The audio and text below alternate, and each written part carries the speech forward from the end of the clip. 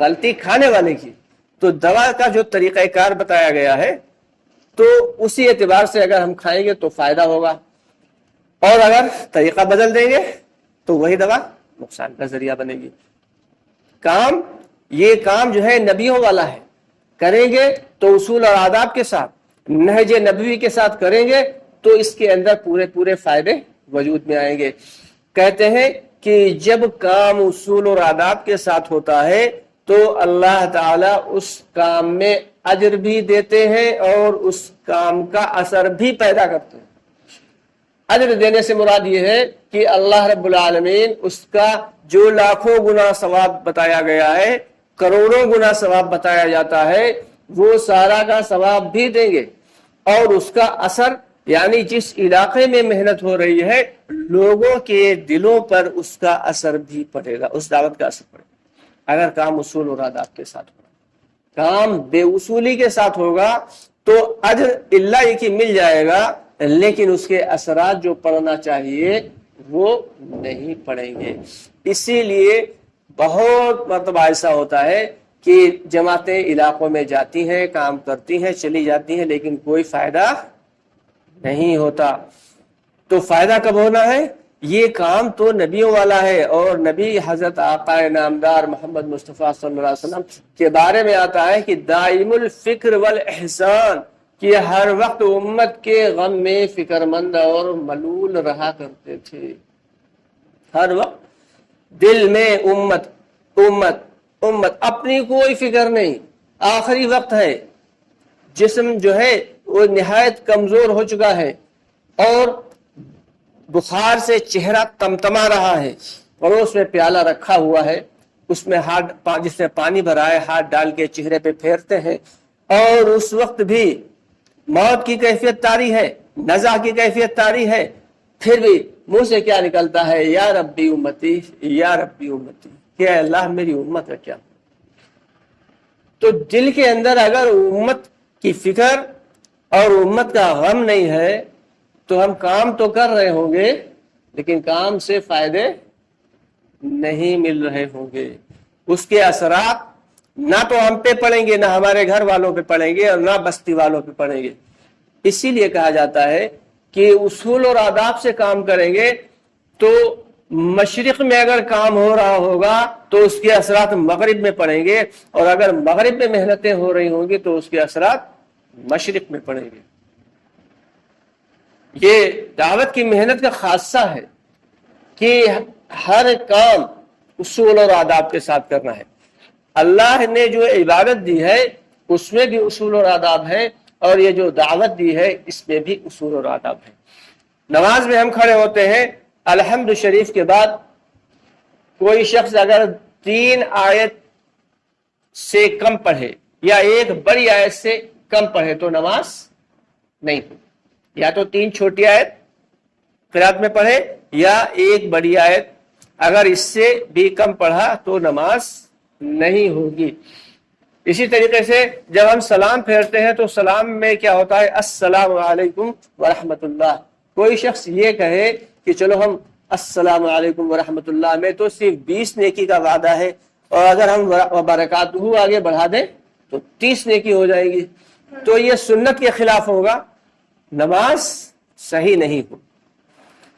کوئی شخص سوچے کہ عصر میں 4 ہی رکعتیں فرض ہیں، چلو وقت ہے 2 رکعت ہم اور بڑھا دیتے ہیں، 6 رکعت پڑھ لیں، تو وہ 6 رکعت اگر پڑھ لے گا تو اس کی نماز نہیں ہوگی۔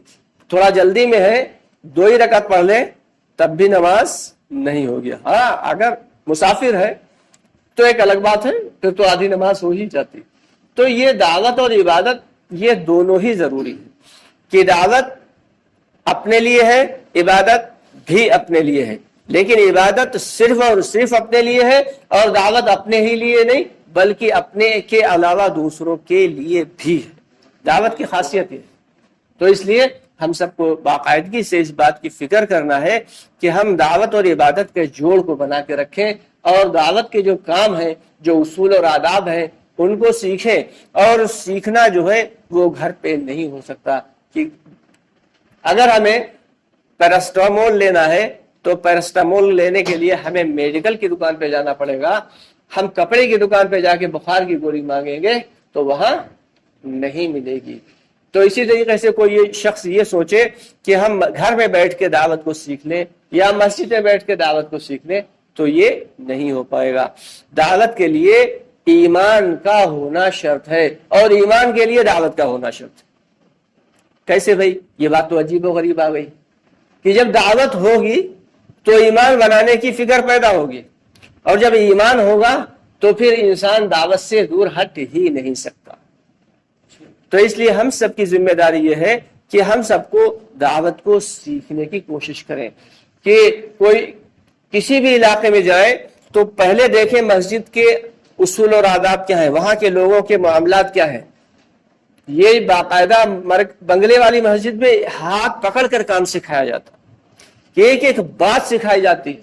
نہ تو ہم وہاں تک جاتے ہیں، نہ ان کی باتیں سنتے ہیں، نہ اپنے مرکز کے والوں کی باتیں سنتے ہیں، یہاں تک کہ ہم لوگ اپنی اپنی چلا رہے ہیں، جس کی وجہ سے کام کی جان نکلی ہوئی، کام کی جان نکلی ہوئی، جس کی وجہ سے کہتے ہیں دعوت تو ہو رہی ہے، محنت تو ہو رہی ہے، لیکن فائدہ، دوا کرتے ہیں لیکن فائدہ نہیں ہو رہا، دوا تو ہو رہی ہے لیکن تشخیص صحیح نہیں ہے، دل میں درد ہے اور پیٹ کی دوا چل رہی ہے تو بھائی کیسے آرام ملے گی؟